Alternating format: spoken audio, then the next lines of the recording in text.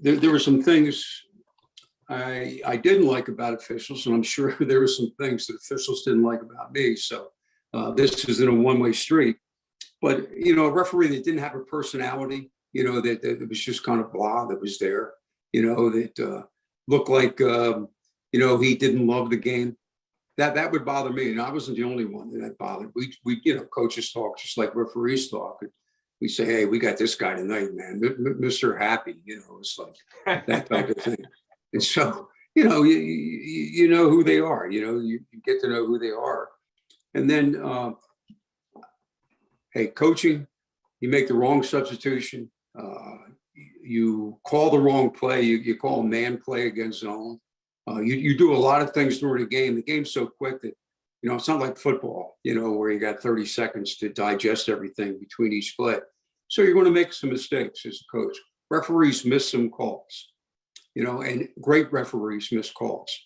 But, as long as you feel the guy's working really hard, he's trying to get proper position every time, and then he misses a call, that's one thing. But if a guy's late, he's not where he should be, or he makes a call where he can't really see, he's been blocked out by the players on the court or whatever, then that's where you see coaches go off.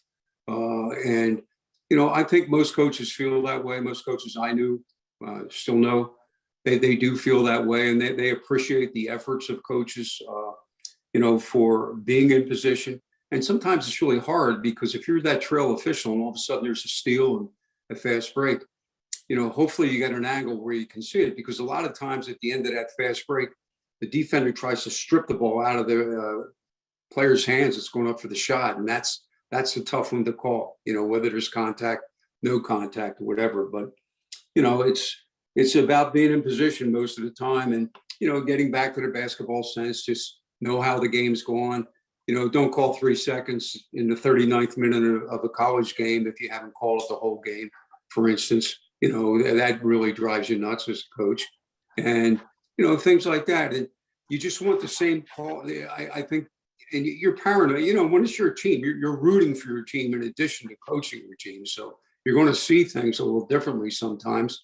But make sure that, if you call a guy for putting two hands into a guy's back on one end of the floor, that's called down the other end too. Just because that other guy's an All-American, that doesn't mean he can do that, because everybody knows who he is.